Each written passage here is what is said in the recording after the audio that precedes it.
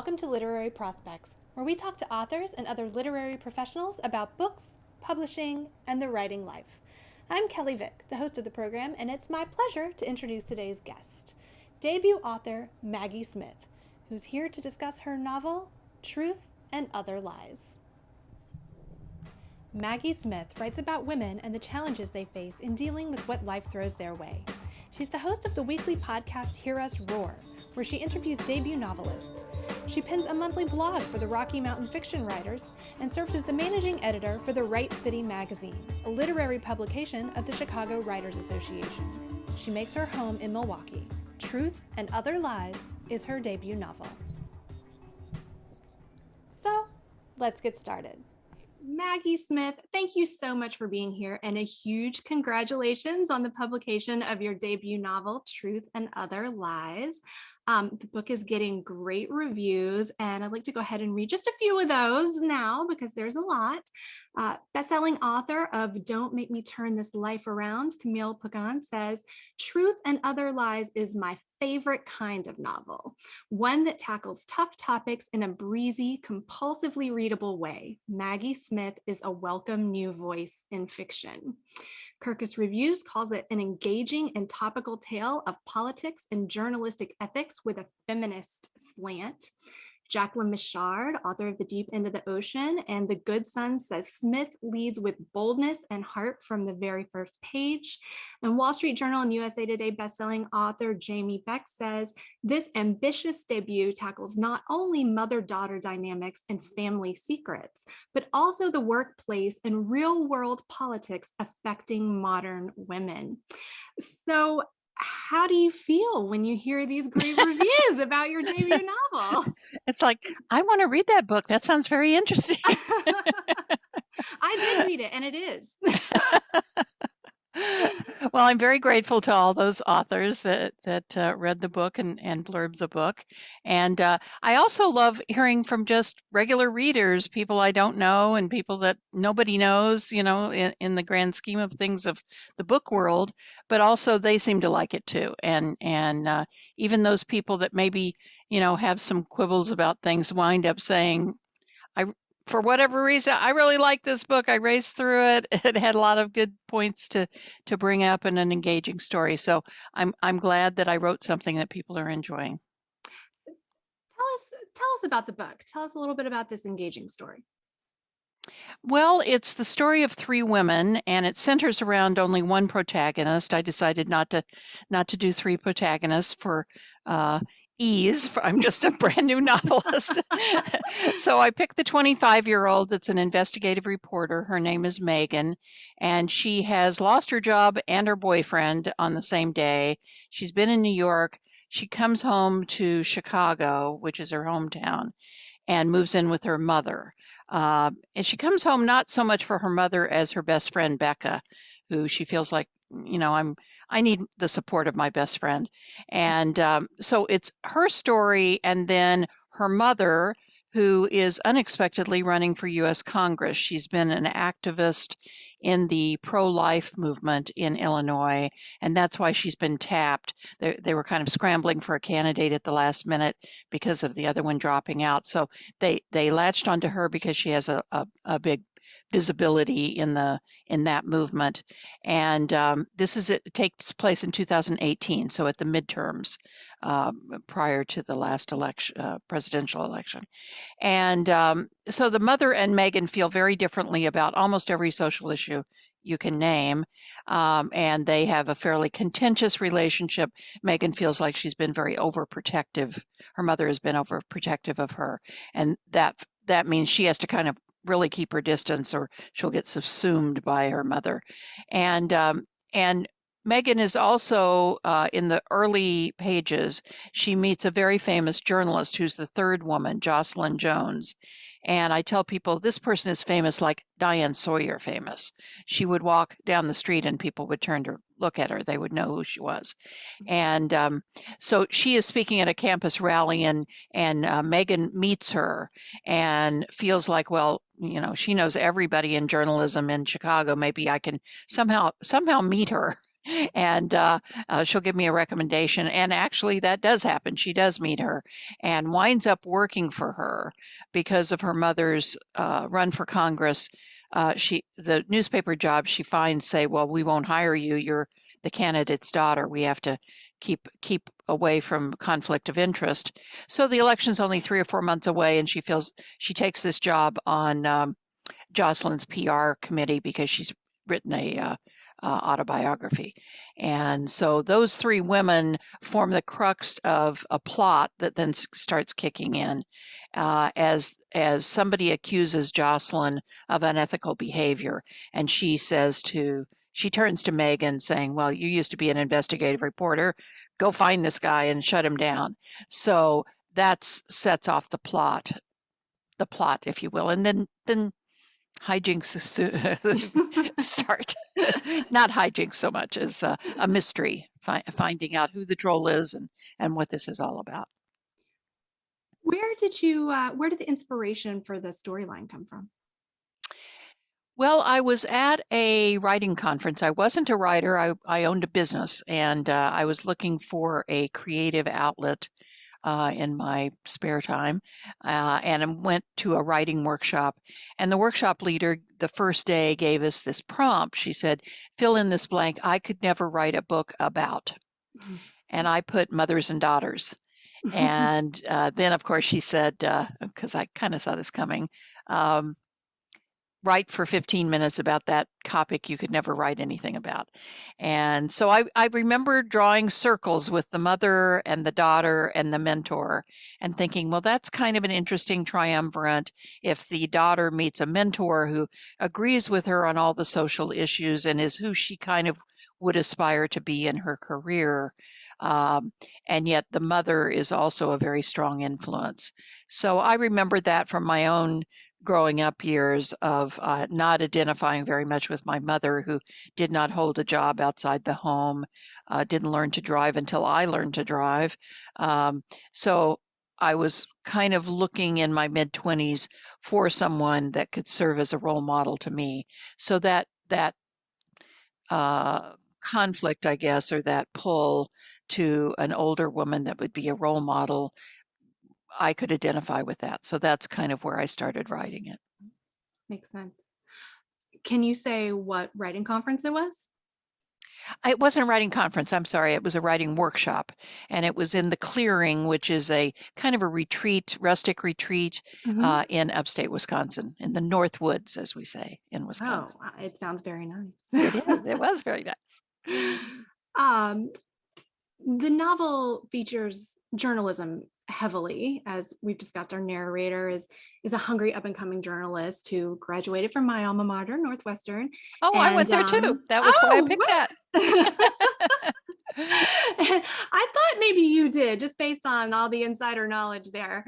And obviously, our other main character is a very famous, one of our other main characters, is a very famous, well-established journalist. So, what made you choose this journalistic backdrop for the Well, as you novel? said, when I edited my high school newspaper and was intending to be a journalist when I started college. So I picked Medill as one of the top schools there, and I lived in Oklahoma, so I also wanted to get out of Oklahoma and move to a bigger city.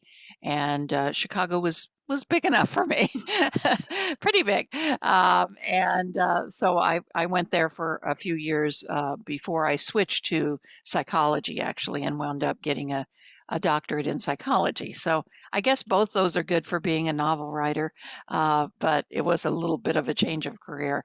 I think I could maybe in retrospect I should have been a creative writer all along. I couldn't write real well to deadline. You have 10 minutes to write this. It was like, oh no, I need more time than that. So I felt like maybe this field is not for me after all. So I switched out of that. What did you wind up being a journalist for a while? Yeah, I did broadcast. Oh, okay. So I did my master's there. So I did broadcast, and yeah, I was a producer for a long while and did a lot of freelancing. I still do a bit of freelancing, but like you, the hard deadline has always been very stressful for I guess me. that's why I much prefer investigative to journal. sort of gather the information and take my time and work it out. And, sitting in a newsroom and thinking, I've got 10 minutes to get is very Well, shaky. maybe that's why investigative reporting is a little, sometimes you can take a little more time to dig into the facts and I'm a big mystery buff. So maybe that part of it appealed to me too, was the mystery of figuring out. And this has a bit of mystery in it in that they're looking for this troll and that's not easy to find because the troll is pretty smart and is outsmarting them in terms of leaving clues behind. This is all taking place on Twitter. So Well, they're not speaking of, I was doing all going to this. say, oh, go ahead. Sorry Well, to they're not interrupt. doing all the things that a novice, unsmart Twitter person would do, which is, leave clues and respond to things and, you know, reveal some things about themselves. So she gets involved with a cyber investigator who's her romantic interest, and he's saying, "Yeah, this person knows what they're doing." So they're not going to be that easy to figure out who they are. I was my next note for myself here was about social media playing such a huge role in the book. And can you speak to that and your choice to sort of have this all play out, the mystery play out on social media, on Twitter and in cyberspace? Well, I'm not sure it was a choice so much as that's what came to me. I mean, I was searching around for some kind of conflict to be going on. I wanted the older journalist to be challenged in some way, so she had to turn to the younger reporter to help her out. And she was so famous and at the top of her profession that I thought, well, what could it be? It would have to be somebody that was really in the outside accusing her of something. And social media, of course, in the last few years, I was writing this, a year or two ago, but that's become kind of ubiquitous and lots of scandals that you see starting and then snowballing on Mhm. Twitter, particularly. So it seemed like a natural to do that.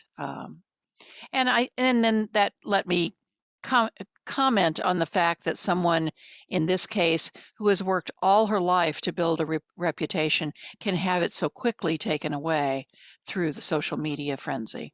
So Mhm. it seemed to fit with what I was after in terms of a plot, if you will.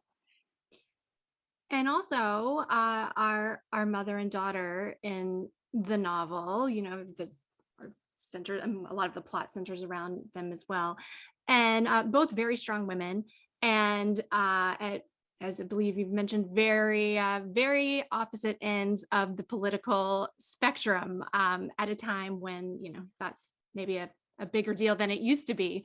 So was that a decision that you specifically made, that you wanted to have them politically different as well as just mother-daughter different? Yes, I think that probably came much more from my own life. Mhm. That my mother and I had a fairly contentious relationship. As soon as I was old enough to start speaking my mind, I was speaking my mind different than what she wanted me to. and I was very liberal and she was conservative, and so yes, it would spill over. Arguments in a family way would spill over into the political or the social as well, and we would both shake our heads and say, "Are we related, or is this someone is playing a grand trick on us here?" Um, and so, yes, and again, novelists want to create tension Mhm. in their book, tension on every page. And so if they agreed with everything, what's the interest in that? And then of course, after I started writing it, and it's become even more in the last year or two, um, that difference between families where families are arguing at the Thanksgiving table or people are not coming to Christmas celebrations because they're estranged has become even more strong. So Mhm. I think that was a good choice in terms of that. And then it also permits them to grow. And I was real concerned with writing the mother because she was the hardest character to write because she's the least like me. Mhm. And I was really working with my editor to make sure she wasn't a caricature and that I was accurately representing a segment of women that I don't necessarily identify with.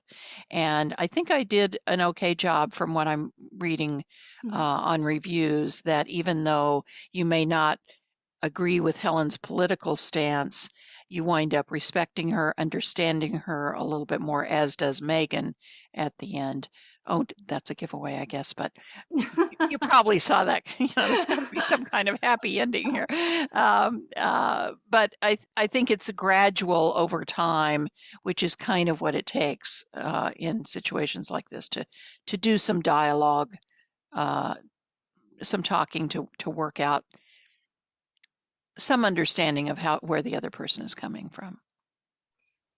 And another theme that presents itself in the novel, another point of tension, as you will, is the difference between generations, the way Yes. the different generations view and deal with situations differently. There's a particular scene, for example, where Megan, our 20-something reporter, and Jocelyn, who's her much more seasoned mentor, having lunch with a particularly leery older man who makes some My Me Too inappropriate scene. inappropriate comments to Megan, and these two women perceive this situation very differently. Can you talk a little bit about this scene and why you feel it's important? Yeah, people call that the Me Too scene, and it was really just kind of a throwaway. I needed something in between before they start looking for the troll, and so I added the scene in, and it's one that people mention a lot. And it was done not so much. It was interesting to explore, and he really has no redeeming qualities. He's a very tertiary character, so I didn't delve into his motivation or anything. I just made him totally despicable. Um, but I was Did it much more well. I was much more interested in the aftermath of that lunch and the two of them's different reaction to him. And he hands Megan a card, and she drops it in the garbage, actually. But yes, she's just adamant that she's not going to have that guy help her get a job. And Jocelyn, of course, is taking it from the viewpoint of you use what you get, what you have, and he can be helpful to you. And if you know what's going on, you're the one in charge. You wouldn't believe what I had to do to get ahead. And Megan is very much saying, no way am I going to do that.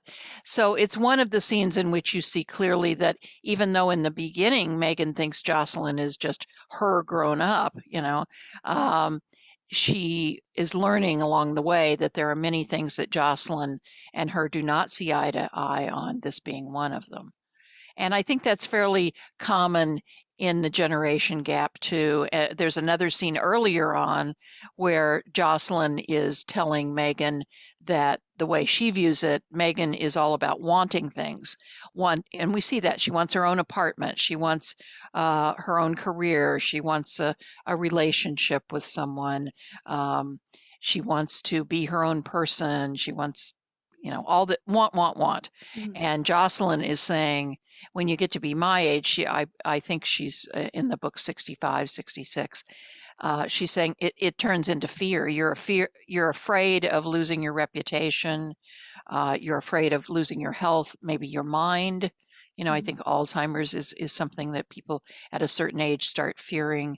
Mhm. And so then you're not going after things anymore. You're just holding tight to what you have.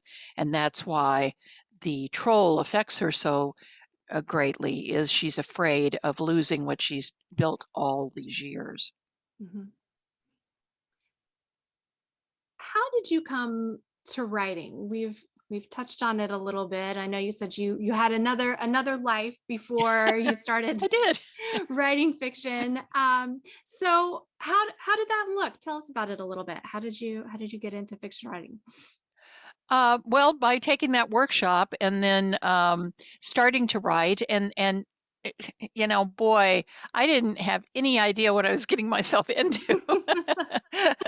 I tell you, all those would-be writers out there, it's really hard. It's fun. There's fun aspects of it, and it's creative.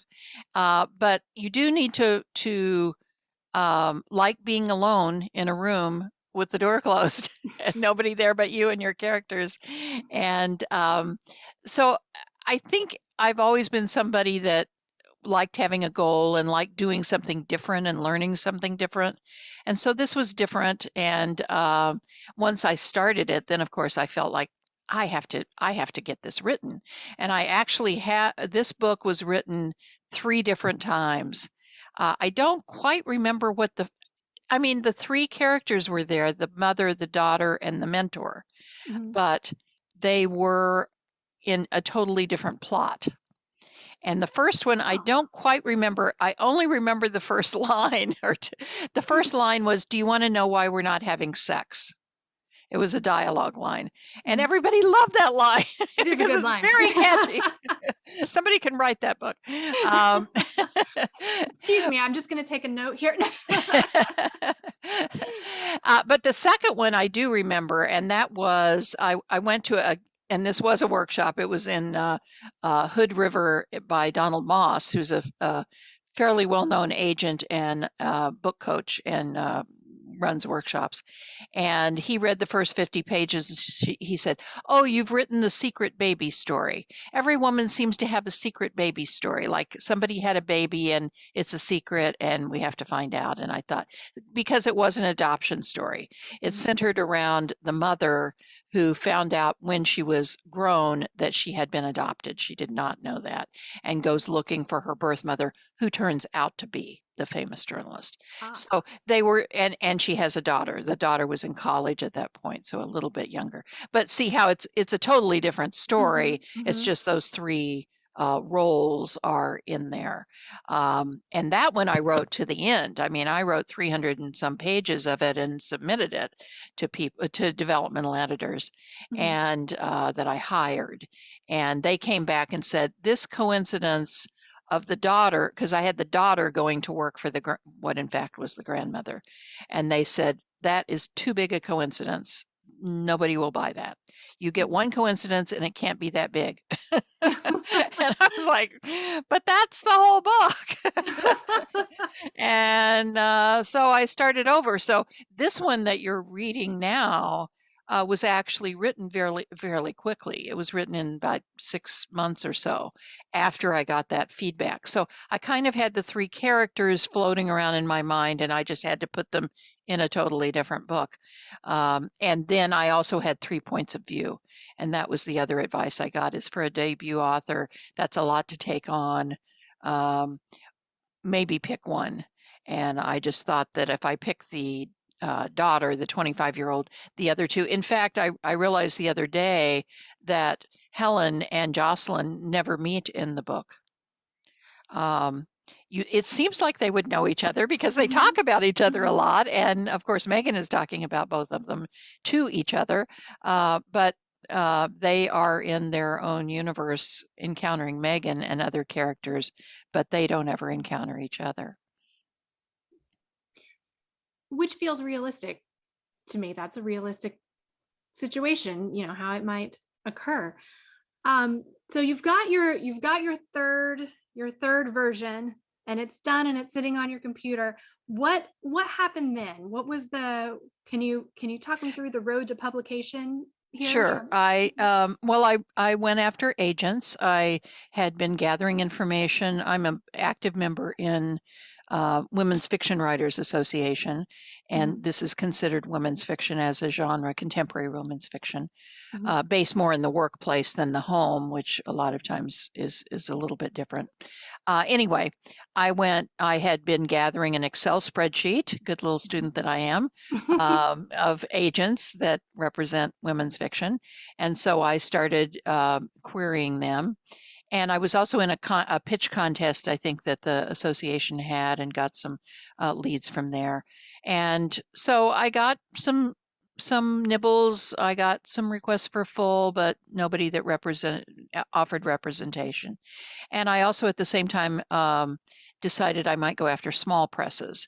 And one of those did accept it. And then I went through about 8 months of developmental editing, working with an editor that was on staff with them, uh, primarily about the Helen character, but other kinds of things to change in the novel. And then right about the time that I was up for cover design, I was talking to the cover designer, and she said, "Well, I have some bad news. I'm not going to work for this press anymore." And I have to tell you, everyone is quitting. The the two editors, the marketing director, the proofreader, were all quitting this week. And I was like, "Whoa, Did they wait a coordinate? minute." Yeah, they coordinated. They Oh, were all talking all the time. mhm, And so net, a long story short, within a month, that publishing house, it was a small woman-owned press, they folded. And I got my rights back, and now I'm back where I was before. And I was intending I was set to be published in March 2021, so just about a year ago. mhm, And I was ready to go. I mean, I had contacted an audio narrator, I had contacted a publicist to work with me, and wait, it's not happening. And mhm, so I went back, instead of doing the agent route, I went back to small presses again and wound up signing with somebody that is 20 minutes from my house. I live in Milwaukee and they live in a suburb outside Milwaukee. And I heard about when people in my local writing community learned that I was once again out in the mhm, trenches trying to find somebody. They said, "You might try that place in Waukesha, because they opened up a adult imprint. They had been for about 10 years. They had been publishing children's books, mhm, and about 2 years before that, they had opened up an adult imprint, and they had done a few books, but they were just kind of ramping up, and so they accepted it and." We were off to the races. So I lost a year there. I went back to the audio narrator and publicist and said, "Put that on hold. But it'll be March 2022 instead of 2021." And of course, I already had the developmental editing done for the mhm. most part. They went over it again and did formatting and things like that. But I almost immediately went into cover design and was able to get it ramped up and ready to go. So never And give up. There's always another way around the roadblock. that's great advice. And speaking of that cover, I see it there behind you. It's a beautiful cover. Thank you. And you have been outspoken on your Instagram about your feeling of how important a book cover is. So I'd like to talk about the cover a little bit. Okay.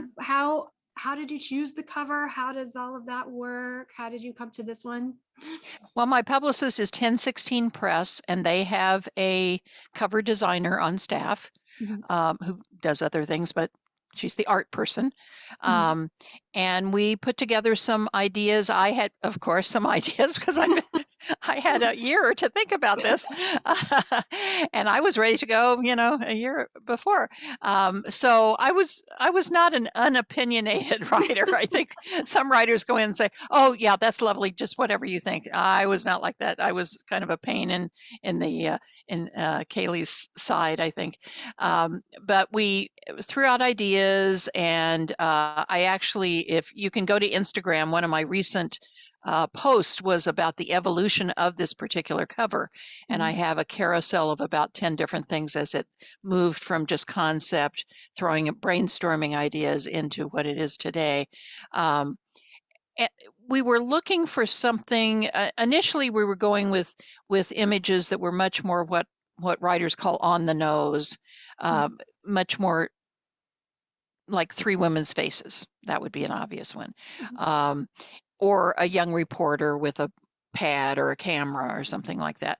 And decided that instead we wanted something a little bit more abstract and more symbolic, I guess. And we were after something that would kind of say female.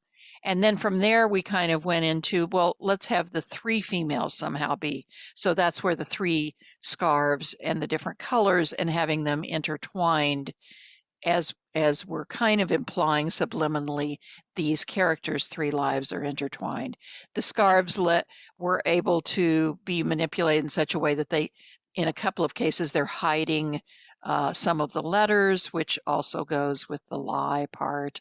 mhm, And then we came up with the tagline, "Three women, two secrets, one lie," which was also kind of catchy and kind of gave the gave the clue as to what the book was about if you didn't get it from the from the scarves. And I also, as a marketer, I mean, I own my own company, and a lot of what I did was the sales and marketing. I thought the scarves could be used in marketing posts and things like that.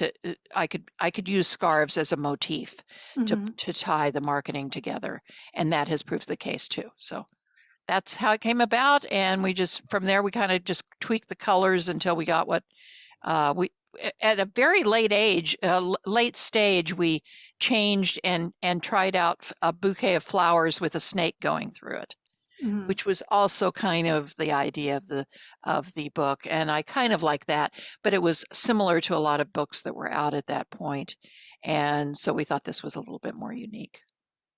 It's really beautiful. And the title, Truth and Other Lies, great title. Was that all you, and you had that from the beginning, or was that I another kind of, thing? it wasn't the title at the very beginning. Well, when it was the lost baby story, it was Lost and Found was the Oh, story. it's a good one And too. then for and then for a while it was Boomerang, which is in the first sentence. But that's kind of, what does that mean? I don't know, you know. And when I came up with Truth and Other Lies, I think I was just putting one words out there, you know, brainstorming one word things that um, had something to do with the novel.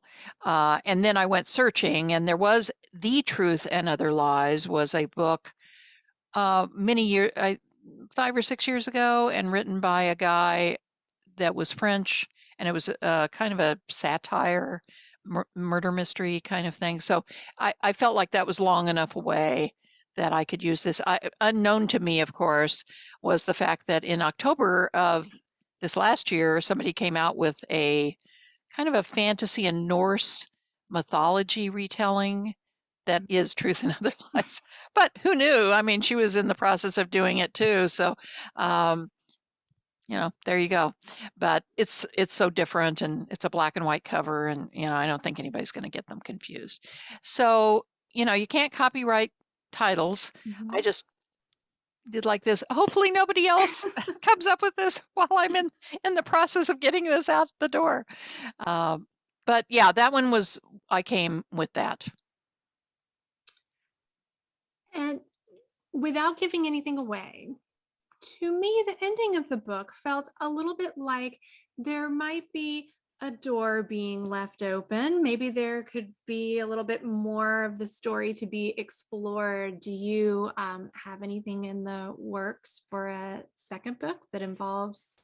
Well, I have a second book halfway written, but it's nothing like a sequel. It's a psychological domestic thriller. A DA's being stalked and tries to is looking for the stalker, and then winds up being arrested for his murder when he winds up dead. So it is not a sequel to this. And actually, the ending was initially when I first went out, and maybe this is why all the agents turned it down. The bad person won in my initial ending, and I did get feedback, well, that is going to have to change. And I was like, well, I have tried to make it be the other way around where the good guys win, and I can't figure it out. And everybody said, well, that's your job.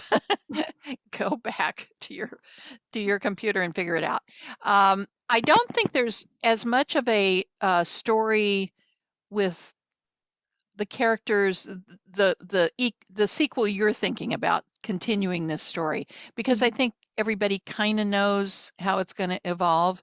The sequel I might be interested in is the mother is now moved to Washington, and I think there might be a sequel where it centers around her. I like the books like Tanya French does, the Dublin Murder Squad, where she takes different people from the squad, and in different books they're the star, and then otherwise they're the supporting character. So I'm thinking maybe a sequel where Helen is the major character, and another character that we learn much later in the book, another person that is in that political arena is introduced, and maybe those two people team up to I don't know, solve some Washington political mystery. I don't know. I haven't I thought like much it. about I'd it. read it. Just saying, I'd read it. And Megan, of course, would be in it, but as more of a supporting character. You have a PhD in psychology. You're also a photographer. Hmm. And are Amateur. there well, No commissions, please. are there are there lessons or tools that you use in these other aspects of your life that you feel translate well that you bring to your writing life? Well, the psychology, obviously, that's almost something that becomes ingrained as you go through training to, or maybe people that slant this way go into psychology. I don't know. Being able to dig down deeper into what is really going on with people and listening. Certainly, listening is a great skill for a writer. Uh, we don't call it eavesdropping. We call it just No. listening in on people's conversations. I've been to workshops where they had us do that, go out to the local cafe and just eavesdrop on people, and then bring back that and write a story about it. But anyway, I think listening skills is obviously an important thing for a writer, and being able to know what drives people, what are the motivations for people, the old Maslow's theory of, you know, for example, in Jocelyn's case, her reputation is fairly low on uh, it doesn't feel safe. I think that's the second level. She no longer feels safe in the world because she's being attacked. So all the rest of the self-actualization and stuff goes by the wayside until you can feel safe, or until you have food in your stomach, or you have a place to lay your head.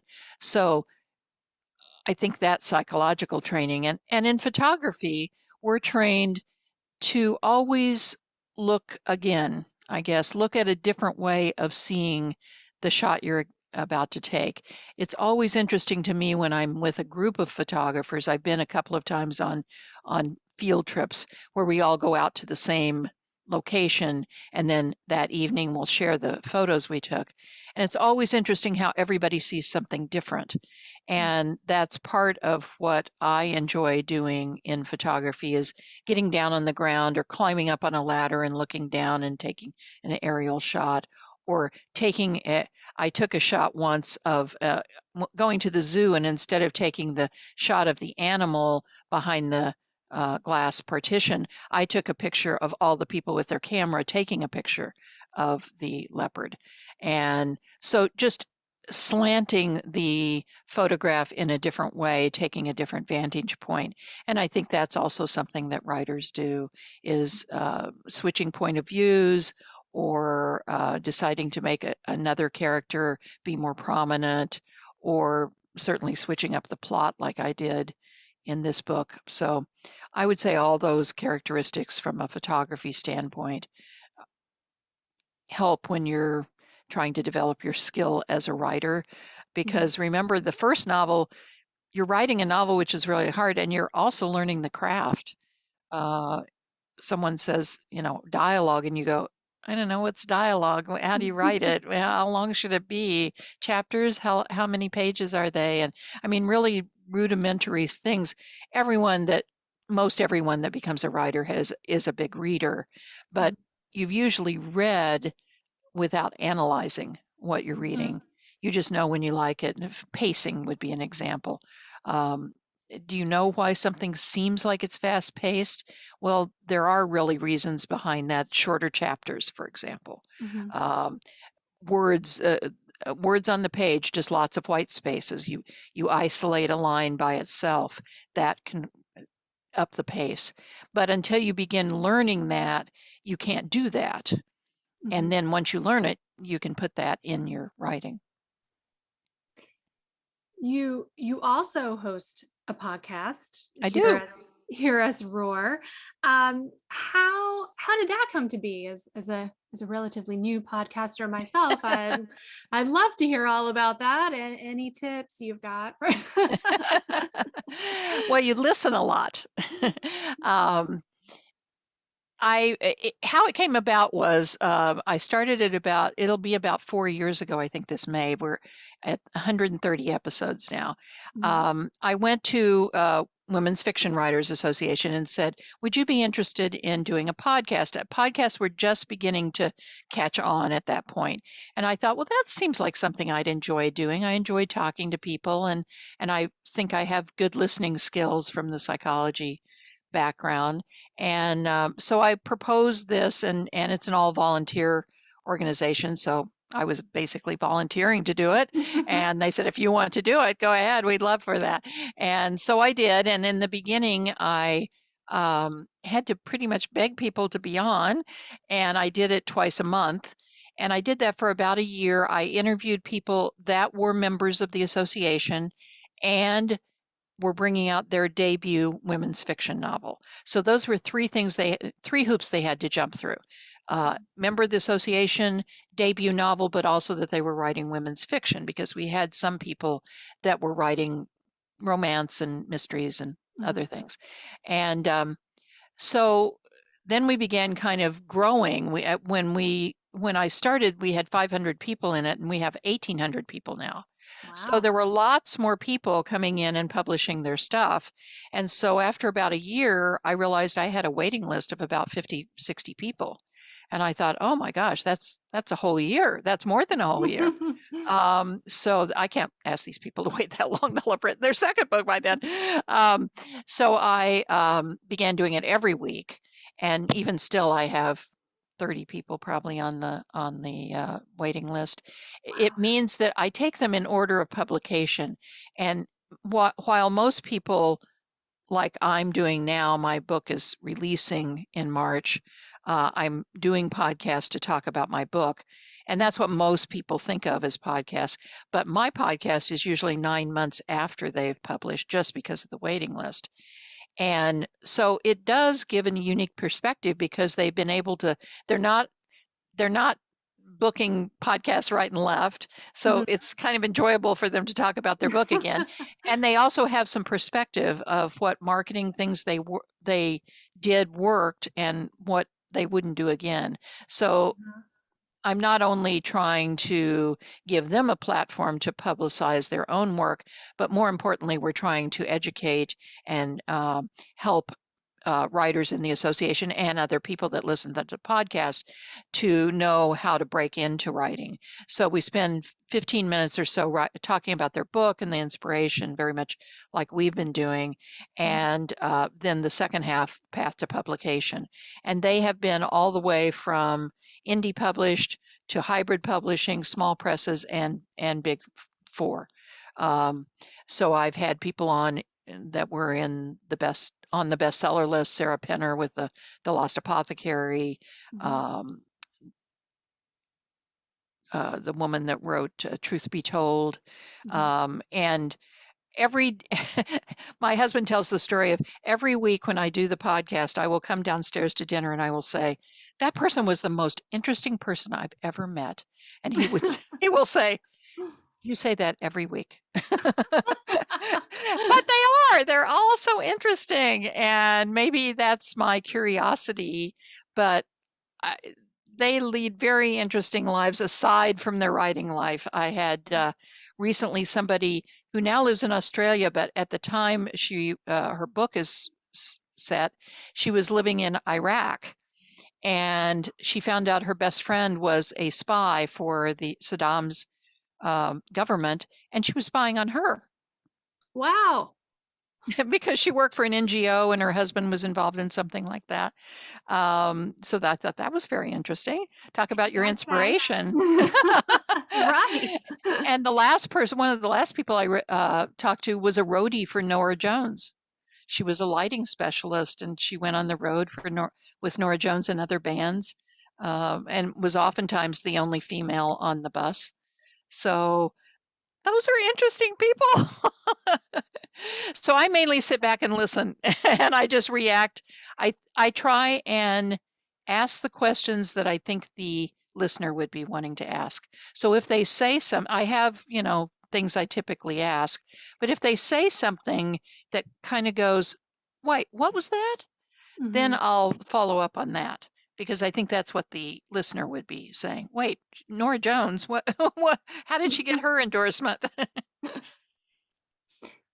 Well, one thing that I just heard you mentioning that I wanted to follow up on with you is marketing and how you mentioned that you were in marketing before you sort of come from a marketing background, along with all of the other things in your background. Um, and so, can you speak a little bit to the marketing of this book as it is now coming out into the world and the avenues that you've chosen?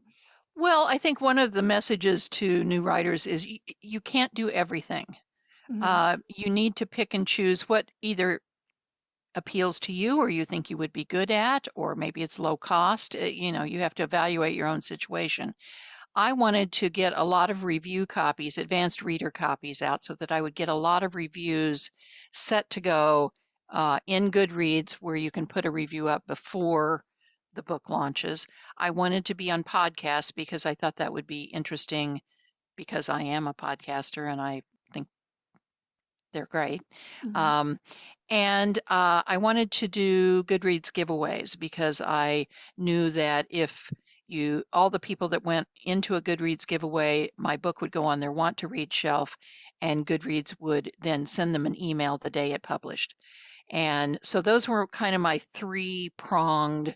And then from an ego standpoint, I wanted to be in famous publications. And I knew I couldn't get that myself. I knew I would have to have a publicist help me get to those people. So Mhm. I had hired a publicist. I hired a K Publicity out of Chicago. My book is set in Chicago, so I thought that would be a natural as well. And they handled the national media, and I will say they did a fabulous job. I got in Marie Claire, in Pop Sugar, on a Goodreads newsletter. We don't even know how this happened. I wound up in something in Great Britain called the Handbook, and it was 9 things we're looking forward to reading this spring. And the other authors were Margaret Atwood, Ann Tyler, Brandon Sanderson, who is all over the news with his Kickstarter campaign, James Patterson and Dolly Parton, um, people like that, and then Some good me, company. Lucy Foley from the hunting party or Huh? whatever. I'm kind of like, are you sure you don't think I'm the actress, Maggie Smith? Maybe you do. You're in England. You don't know. Anyway, it was fabulous. My publicist says we didn't do this. We don't know where this came from. So I did that. I did give a lot of advanced copies through NetGalley and through printing ARCs. Mhm. And so that the day that the book published, we had over 100 reviews already on Goodreads. Now, not all of those are going to go and remember to put their thing on Amazon, but it certainly gave me a running start. And I've been on a lot of podcasts. So I haven't done paid ads. I haven't done personal appearances, partly because of COVID, Mhm. and not knowing how that would be in March. And so I've done what I could, and I uh, had to spend a lot of my own money because I am with a small press who doesn't have a big marketing budget. But I knew that going in, so that was Mhm. my choice. So I think you just figure out what you're good at. If you're good at writing essays, I've written some essays I'm going to be in crime reads, which I love. I love crime reads. Read this every day. And when my publicist said, "Oh, would you like to write a column for crime reads?" I was like, "Oh my God, yes, I would." And Writer's Digest and some other kinds of things that are things I read. So that's been fun, and I've just decided I'm going to have fun with it. And so Well, we know you host the podcast for the Women's Fiction Association, but you also write a blog for Rocky Mountain fiction writers and serve as the managing editor for the Write City magazine, which is the publication of the Chicago Writers Association. So, how important do you think your involvement in these organizations has been along your journey, being able to be involved with a community of other writers and with these associations? well, I think it's really crucial, and that's one of the things I would advise writers who are working on their first novel but haven't completed it, is to build a writing community around you. Um, it's it's not only support, which is great. It's a cheerleading squad, Mhm. but it is also people you can turn to for information. I have turned in the past to people to say, how do you do an Instagram story? I don't understand how it works. Who would be a good publicist to interview? What do you think of Goodreads giveaways? Just getting information from people. I primarily do it through WFWA, the Women's Fiction Writers, just because that's where I'm active. Um, and then that those people, selected ones of those people, have formed what I call a street team, so that when I did a cover reveal or when I needed early reviews, they were some of my people that I turned to post about my book, to kind of talk it up. So both those reasons are and just the pure camaraderie of having somebody that's, when you're writing it, going through it with you, critique partners, roundtables that you can present your work to and get free feedback as opposed to paying for it. Mhm. It's just invaluable to have a writing community around you, even if they're not writing the kind of things you write. I was in a roundtable at one time, and people were writing romance and YA and children's books and everything, and we read each other's pages. And sometimes that's helpful because the people that read women's fiction kind of want it to be a certain way, whereas people that read other genres aren't that jaded. So, Mhm. um, yeah, I think having some kind of writing community is just invaluable. What do you know now that you wish that you'd known when you started out with publishing your first novel? Um, Probably I I knew this about halfway through, how long it takes. How long it takes to write, because you're always having to change things. And then how long, once somebody even says yes, how long it is before it's out there, all the steps you have to take. And so I think how long it takes is what I knew it would cost money, and I hoped that I would get some of that back in royalties. Um, but I also knew it was my debut, and debuts get a lot more attention than second books and third books do. And so I just was like, this is your 15 minutes of fame, as Andy Warhol said, and go for it. So I knew that going in, but how long it took, and of course, in my case, that was set back a year because of the bankruptcy. So that, I guess, I think people traditionally say that, particularly when they are with the big four, they will say 18 months, 2 years. Who Mhm. knows what I'm going to be doing 2 years from now? And that's how long just that process takes. I have got an eye on the clock here because I know that you are very busy and in demand today. So I'm gonna field you our last few round of questions in sort of a quick fire format, if you don't Oh, okay. mind. Okay. But you don't have to answer them super quickly. How do you keep your writing organized? Oh, I'm pretty unorganized. No, my desk is unorganized, let's say that. My writing is fairly organized. I'm actually kind of a plotter. I think that's become less popular to say nowadays, but I have a developmental outline that I work on, so that I have chapter one, and these are the things that are happening in it, chapter two, and this is come after the first book. This is on the second book. I'm more organized now, because I don't want to write it three times. And I have a revision document. A person that um, did a workshop that I'm a big workshop person, junkie. Anyway, she suggested that you, as you're writing the novel, if you come up with an idea that you want to incorporate, don't stop and go back. Just make a revision document that says, from page 50 on, she has a son, not a daughter. And then just write forward as though she has the son. And then you only have 50 pages to go back. Don't go back and do it. And I've found that that's interesting. But my revision document on my current novel has 105 points, I think, on it that I already have, and I'm only halfway through. So I'm continually getting ideas, but I do write them down in a document. I just don't necessarily go back and rework it right then. So That's a great I'm tip. kind of organized, I think. I do a lot of planning in my head what the general book is going to be about before I start writing it. Is there a time of day that you particularly always sit down to write, or? I'm much fresher in the morning.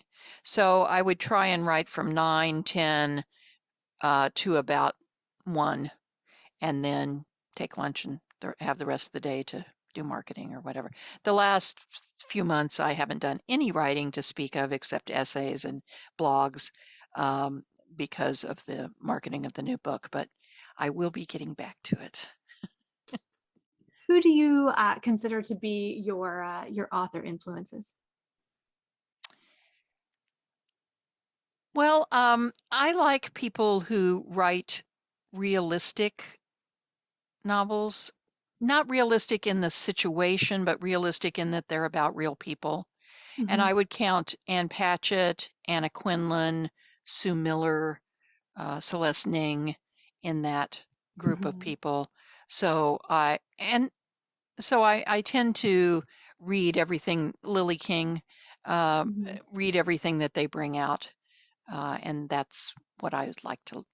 Hopefully, my book can be like. What are you reading right now?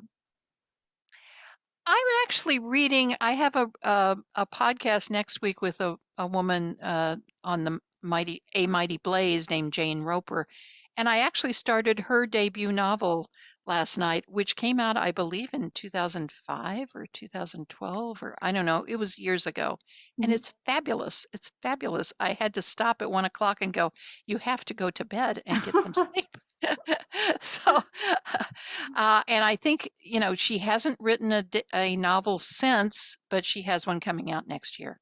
So good. I'm glad she's writing again. What's your favorite thing that you've read recently? I really love The Great Believers. It's set in Chicago. Rebecca Makkai is the author. It was popular 2 or 3 years ago when it came out. In fact, I think it was maybe up for the Pulitzer. Mhm. Um, It's takes place during the AIDS crisis, and it's a group of friends. It's again, a realistic novel. Um, it's long. It's 500 or 600 pages long, but worth every bit of it. Everybody says, "Who's going to write the great American novel?" And I always say, "Well, actually, Rebecca Makkai has already written that. Why don't you go back and read it?"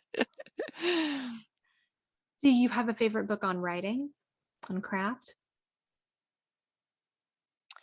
I'm going to give a shout out to Lisa Cron because she was one of my book coaches early on. I took every 2 weeks, I got with her on the phone on Zoom for an hour, and she critiqued my book and the pages I had sent her. And she wrote Story Genius. And I think it has a lot of interesting things to challenge writers to dig deeper in their characters and to question the motivation behind it and the wound that might have occurred earlier before we see them on the page. So I would recommend that book.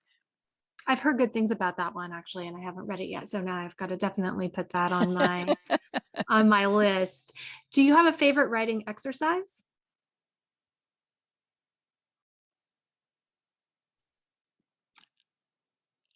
Sit-ups? No. No, I don't exercise. I don't do prompts or anything like that. What I do is I don't finish the chapter. I stop writing in the middle of something so that then I have that kind of as a prompt when I start. And I will always when I first start writing for a day, I'll go back and read not necessarily the whole chapter, but the last scene. I tend to write in scenes, and so Mhm. some of my chapters are a scene. My chapters tend to be about 8 pages long or so. Some of them are a scene. Most of them are 2 scenes or so.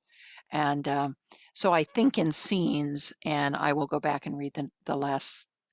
It's almost like kind of taking a running start, and Mhm. then you start typing when you get to the blank part, Feel as the opposed. momentum. Yeah, yeah, exactly.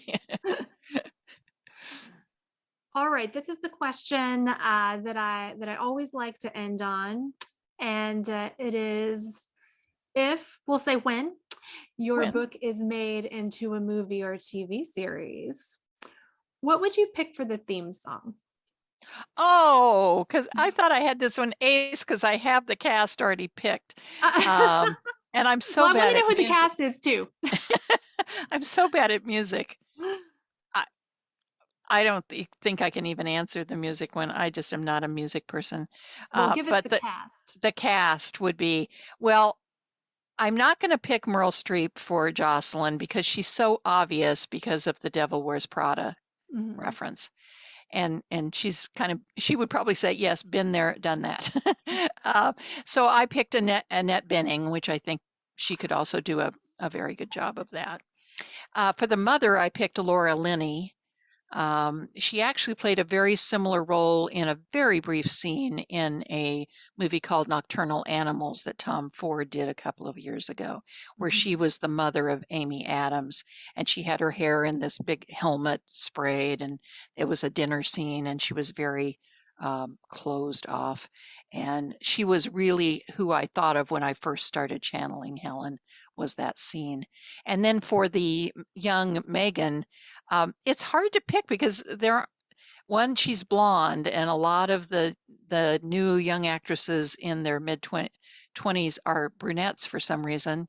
But I picked the woman that is from Mad Men. She was the daughter, Kernan Mhm. Shipka, because Mhm. I Mhm. think she's about 24, 25 now. So I picked her. So those three, That and no that works for music. me. I can see it. I can see it. Well, and if finally, Finally, please finally. do tell us um where all we can find the book. Well, it's on bookshop.org and indiebound.org if you like buying from independent bookstores in your area. It's on Amazon, Barnes and Noble, Books a Million, Apple, all those different places that are online retailers. You can buy it directly from my publisher through going to my website, which is Maggie Smith Writer, WRITER.com, and popping on to more about the book, and then 1016 has a link there to buy it from them. So all those places. It's also available in ebook, and I did follow through with my audio person. Finally, she said, "Finally, you're going to get me to read this." So it is an audiobook out on Audible. Great. Maggie, thank you so much for taking the time to talk with me today and give us all of these great tips and tell us all about how your book came to fruition. It's wonderful. I recommend everybody go out and read it. Maggie, thank you so much. Thank you very much for having me on. Thanks for joining us on Literary Prospects. If you liked what you heard, please subscribe and leave us a review. We'll see you next time.